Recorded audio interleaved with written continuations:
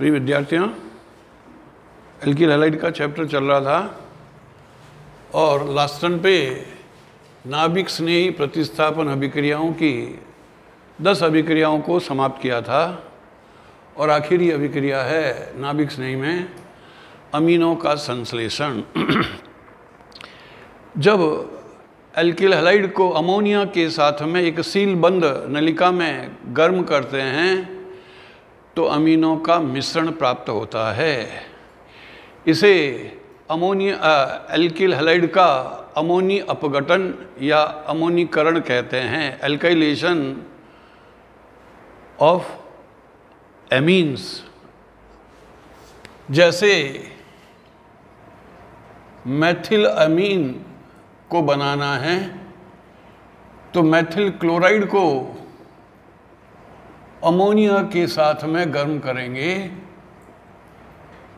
तो CH3NH2 बनेगा और HCl बनेगा। यह मैथिल अमीन प्राथमिक अमीन है। यदि अल्काइल हैलाइड का आधिक्य हो तो बनने वाला प्राथमिक अमीन वहाँ पड़े एल्किल हैलाइड के साथ में फिर क्रिया करेगा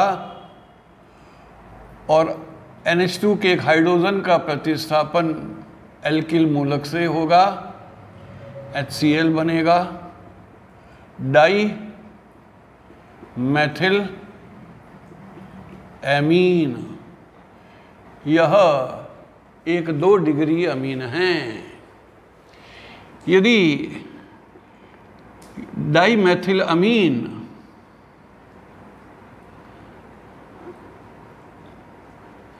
वहाँ पड़े फिर मैथिल क्लोराइड से क्रिया करता है तो ट्राईमेथिल अमीन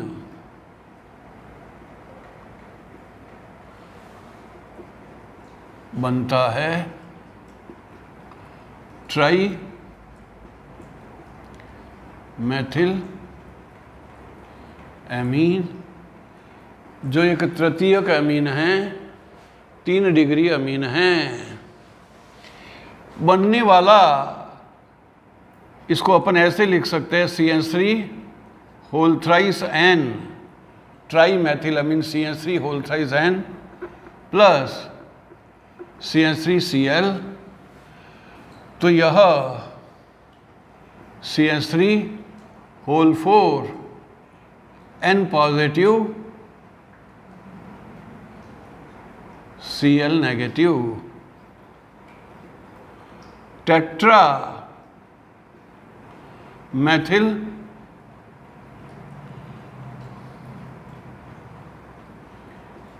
अमोनियम क्लोराइड।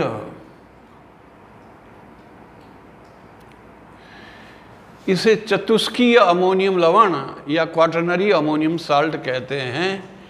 जिस प्रकार NH4Cl को अमोनियम क्लोराइड कहते हैं, यहाँ अमोनियम और क्लोरीन के बीच में आयनिक बॉन्ड है।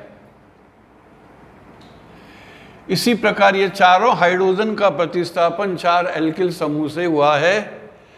या मैथिल अमीन लिया है, मैथिल क्लोराइड लिया है तो ये मैथिल होगा, एथिल लिया है तो एथिल होगा।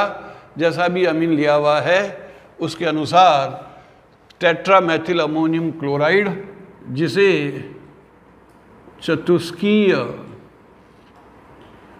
अमोनियम लवण कहते हैं। ये नाभिक स्नेही प्रतिस्थापन अभिक्रियाओं की अंतिम अभिक्रिया थी।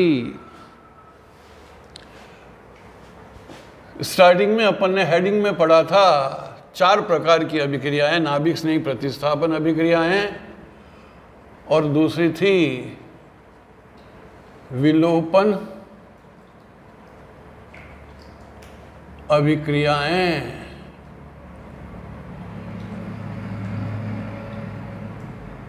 Elimination reactions. हालांकि ये 11th क्लास में आप एल्कीन की प्रिपरेशंस में पढ़ चुके हैं, वही अभिक्रिया है, कोई नई नहीं है। किसी एल्किल हैलाइड जिसमें एक बीटा कार्बन परमाणु उपस्थित होगा, क्लोरीन जिस कार्बन से जुड़ा है वो अल्फा कार्बन है, हेलोजन क्लोरीन ब्रोमीन या आयोडीन ये अल्फा कार्बन कहलाता है, इसके आगे वाला बीटा कार्बन कहलाता है। और इस बीटा कार्बन पर अगर हाइड्रोजन है तो वह बीटा हाइड्रोजन कहलाएगी, इसलिए इसे बीटा विलोपन अभिक्रिया भी कहते हैं। बीटा स्थिति की हाइड्रोजन और अल्फा कार्बन पर उपस्थित हैलोजन ये दोनों मिलकर के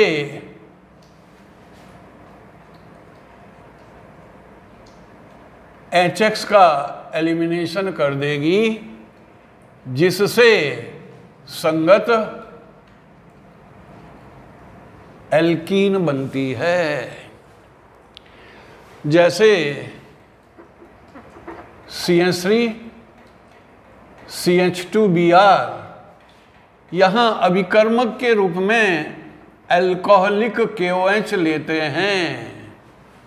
शुरू में मैंने कहा था जोड़े वाली अभिक्रियाएं, नाभिक स्नेही प्रतिस्थापन अभिक्रिया में अपन ने जलीय KOH लिया था तो अल्कोहल बना है, और यहाँ अल्कोहलिक KOH या अल्कोहलिक NaOH लेते हैं तो विलोपन अभिक्रिया होती है।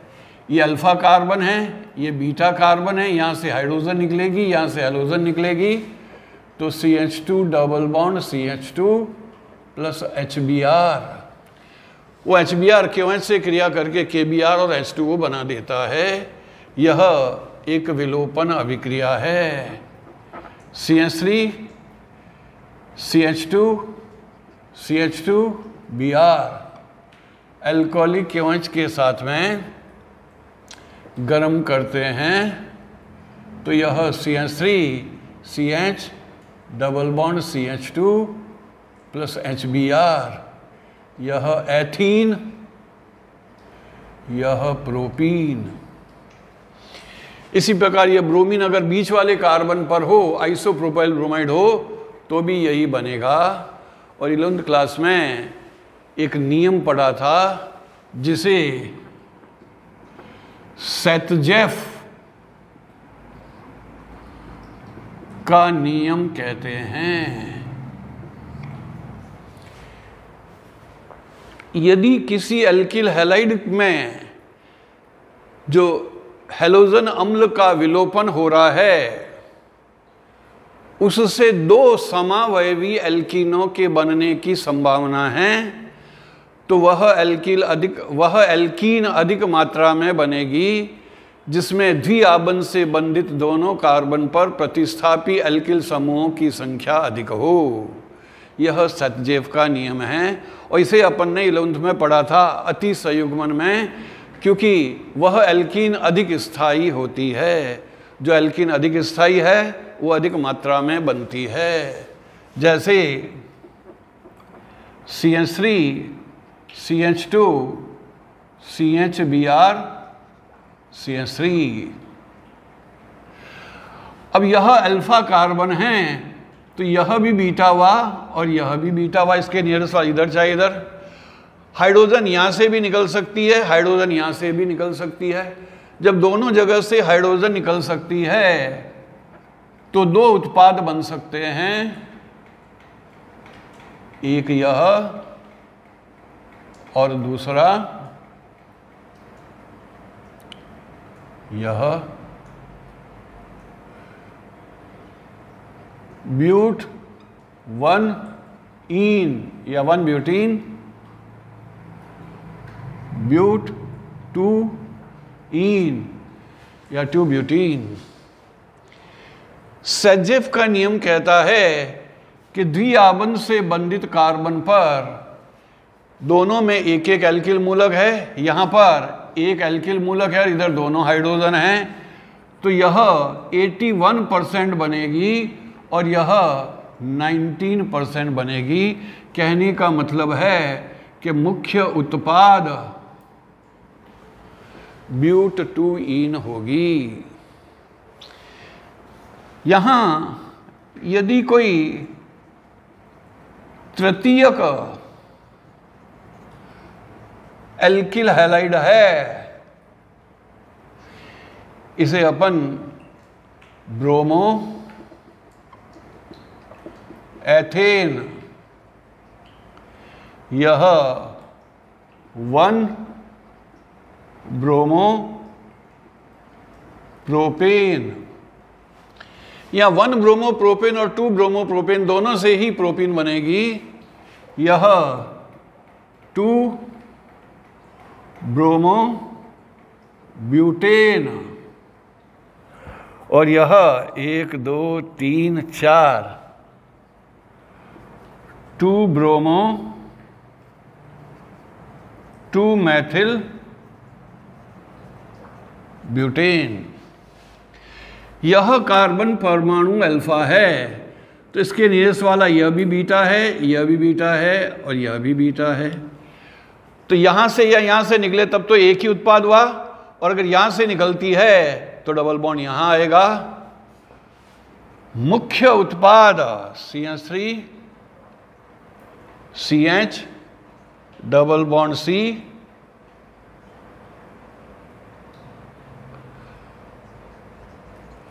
CH3 CH3 plus HBr, 2 bromo ब्यूटटूइन,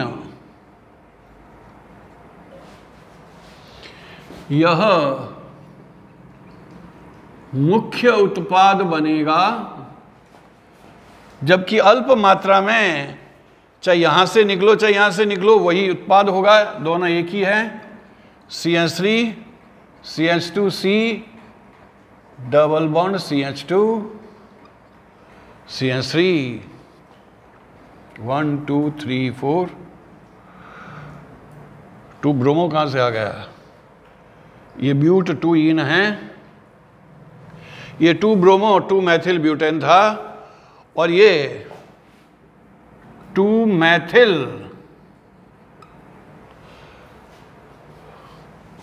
1 2 3 4 2 Maithil ब्यूटटूइन है। डबल बॉन्ड दोनों छोर से सेम पर है, मगर ब्रांच इधर से निकट है। यह 2 मैथिल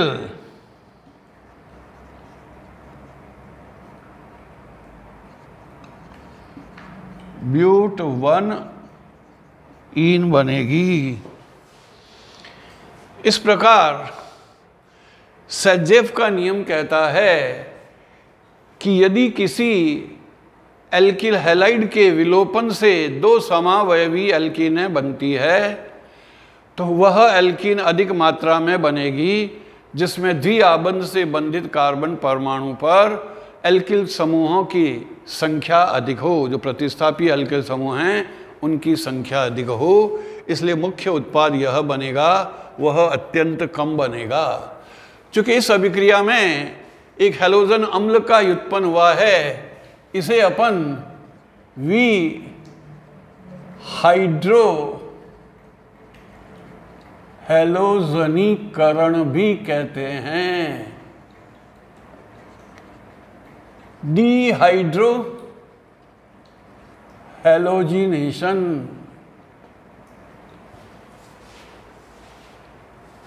ये विलोपन अभिक्रियाएं हैं। तीसरी, धातुओं से क्रिया।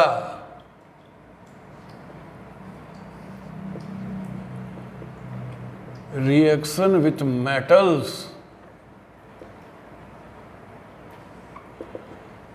फिर एक महत्वपूर्ण अभिक्रिया है जिसमें अनेकों रिएक्शंस नेम रिएक्शन के रूप में भी और बोर्ड की परीक्षा में भी पूछी हुई है, और अनेकों प्रकार के यौगिकों का संश्लेषण कर सकते हैं।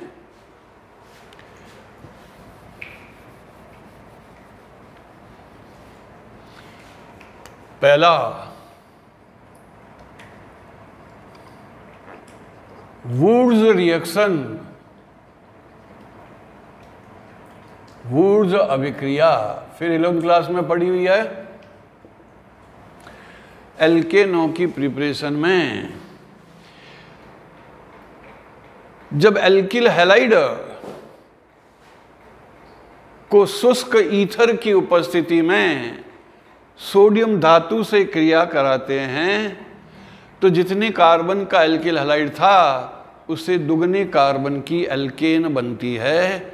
इस अभिक्रिया को वुड्स अभिक्रिया कहते हैं।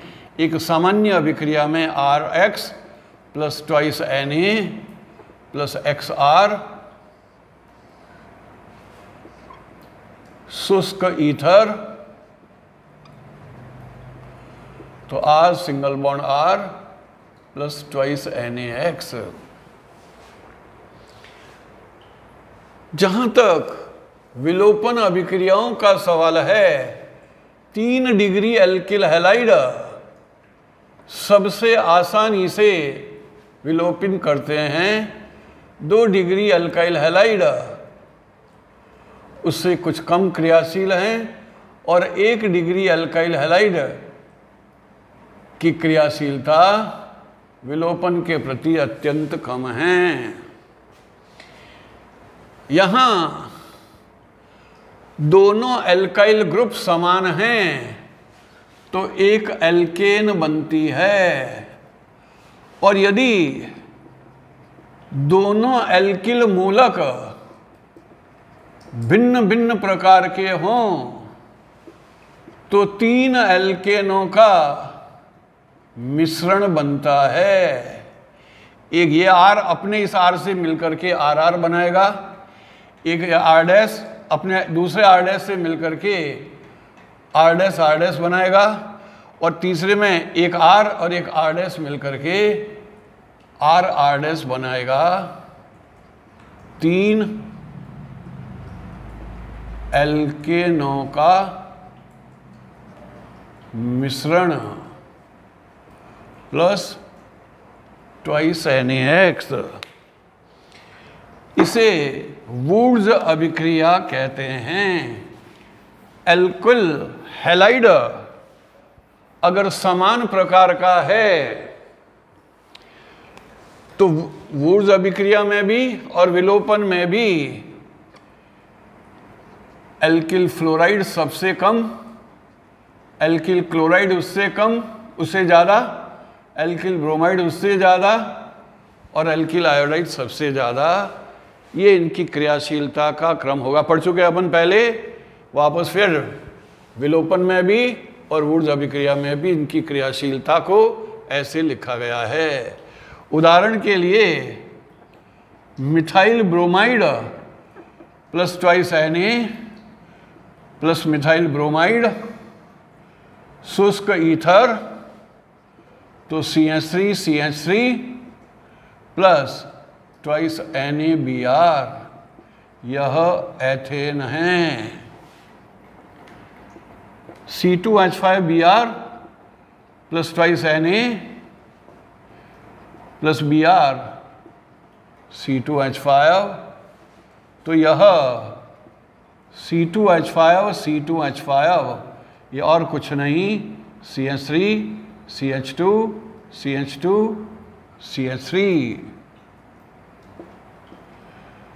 नॉर्मल ब्यूटेन है प्लस ट्वाइस NaBr। अगर 1 मोल मैथिल ब्रोमाइड और 1 मोल एथिल ब्रोमाइड को लेकर के सोडियम धातु के साथ में शुष्क ईथर की उपस्थिति में क्रिया कराते हैं तो एथेन, प्रोपेन और ब्यूटेन का मिश्रण बनता है। एथेन, प्रोपेन व ब्यूटेन। हालांकि वुड्स अभिक्रिया मुख्यतः सम संख्या वाली एल्केनों के बनाने के लिए अधिक उपयोगी है, क्योंकि इस मिश्रण को फिर पृथक करना पड़ेगा, और नहीं तो यहाँ सीधा एक ही बन जाएगी। एक कार्बन से 2 कार्बन की, 2 कार्बन से 4 कार्बन की, 3 कार्बन से 6 कार्बन वाली एल्केन का बनना होगा।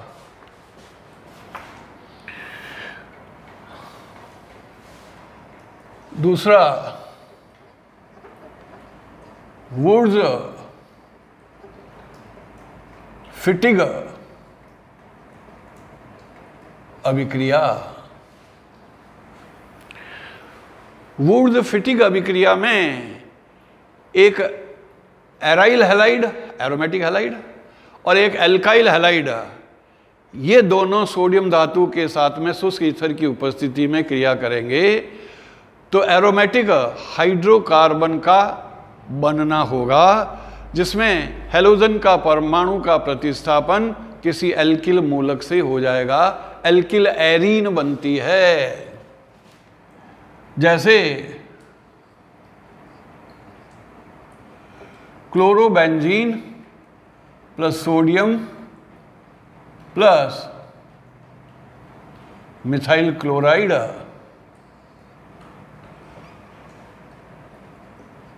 शुष्क ईथर की उपस्थिति में यह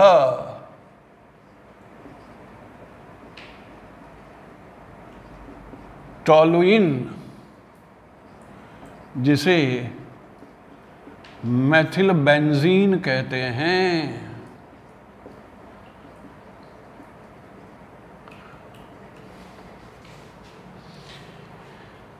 अगर यहां इथाइल लेंगे तो इथाइल बेंजीन बनेगा।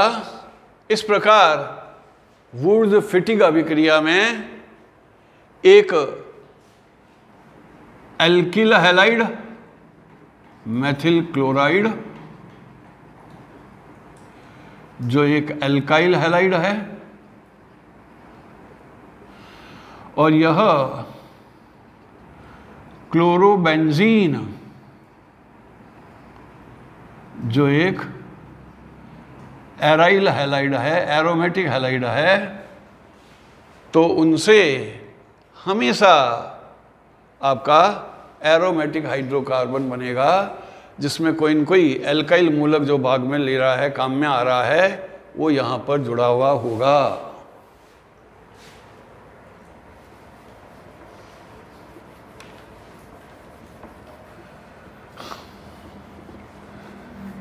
तीसरा,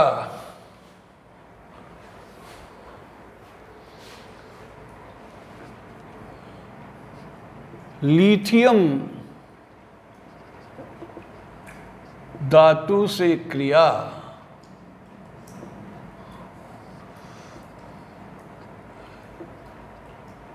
किसी एल्काइल हैलाइड को शुष्क ईथर की उपस्थिति में लिथियम धातु से क्रिया कराते हैं, तो वह एल्काइल लिथियम बनता है। Alkyl lithium plus lithium bromide.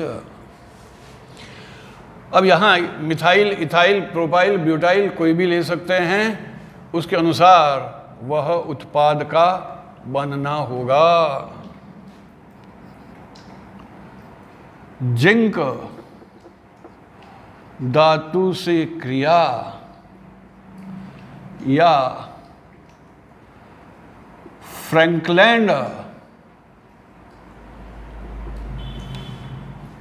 अभिकर्मक का संश्लेषण। डाई एल्किल जिंक को फ्रैंकलैंड अभिकर्मक कहते हैं। किसी एल्काइल हैलाइड को जब जिंक धातु के साथ में क्रिया कराते हैं ईथर की उपस्थिति में, शुष्क ईथर की उपस्थिति में, तो वह RZnR plus ZnX2 di alkyl zinc बनता है जो फ्रैंकलैंड रिएजेंट कहलाता है। जैसे ethyl bromide plus twice Zn, 2 अणु ले लिया, ड्राई ईथर, तो यह C2H5Zn C2H5 plus ZnBr2 di ethyl zinc, यह फ्रैंकलैंड अभिकर्मक है, फ्रैंकलैंड रिएजेंट है। ऐसे मिथाइल लगाकर बनाइए, इथाइल लगाकर बना दिया, प्रोपाइल लगाकर बनाइए। मैग्नीशियम धातु से क्रिया या ग्रिग्नार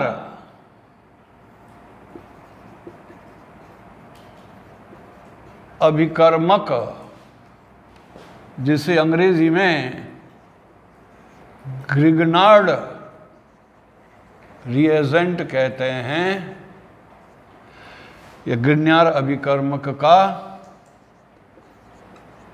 संश्लेषण।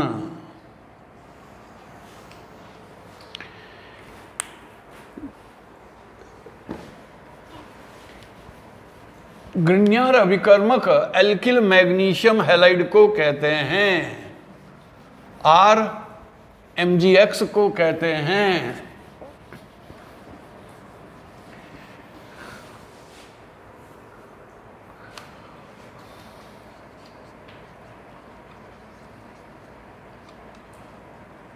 एल्काइल मैग्नीशियम हैलाइड को ग्रिग्नार अभिकर्मक, ग्रिग्नार्ड रिएजेंट कहते हैं। किसी एल्किल हैलाइड को शुद्ध व शुष्क ईथर की उपस्थिति में शुद्ध मैग्नीशियम धातु के साथ में क्रिया कराते हैं।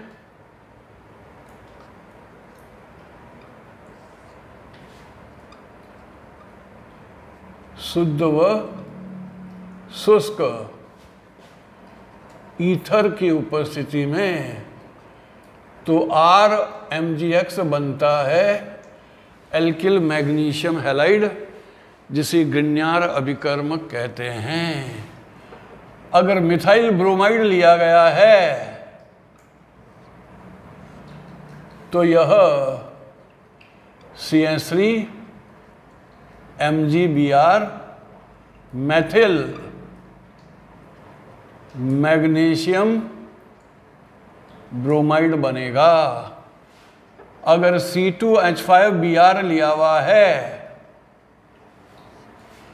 तो यह एथिल मैग्नीशियम ब्रोमाइड कहलाएगा, जिसे ग्रिग्नार अभिकर्मक कहते हैं, एथिल मैग्नीशियम ब्रोमाइड। यहाँ कंडीशन बहुत ध्यान रखने की ज़रूरत है, क्योंकि ग्रिग्नार अभिकर्मक इतना ज़्यादा क्रियाशील है कि सभी अभिकर्मक शुष्क हो, शुद्ध अवस्था में हो, अन्यथा बनने वाला alkyl halide, alkyl magnesium halide यानी ग्रिग्नार रिएजेंट उस अशुद्धि से क्रिया करके अगला उत्पाद बना देगा।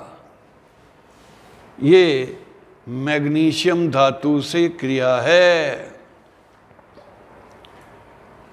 तीसरी प्रकार की अभिक्रिया हुई। चौथी प्रकार की अभिक्रिया में पढ़ा था अपचयन, रिडक्शन। किसी एल्किल हैलाइड का अपचयन कराते हैं तो वह संगत एल्केन में परिवर्तित होता है। फिर 11th में एल्केन की प्रिपरेशन में पढ़ी है, अपचायक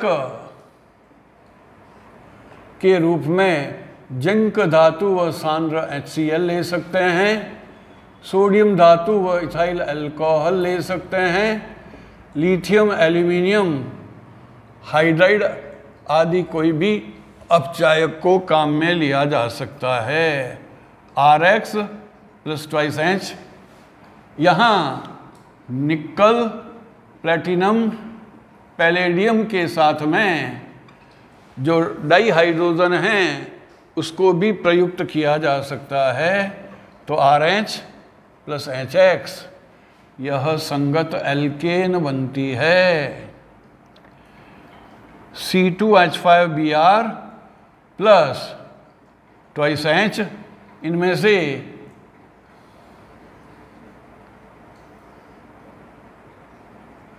कोई भी अपचायक काम में लेंगे तो C2H6 और HBr बनेगा।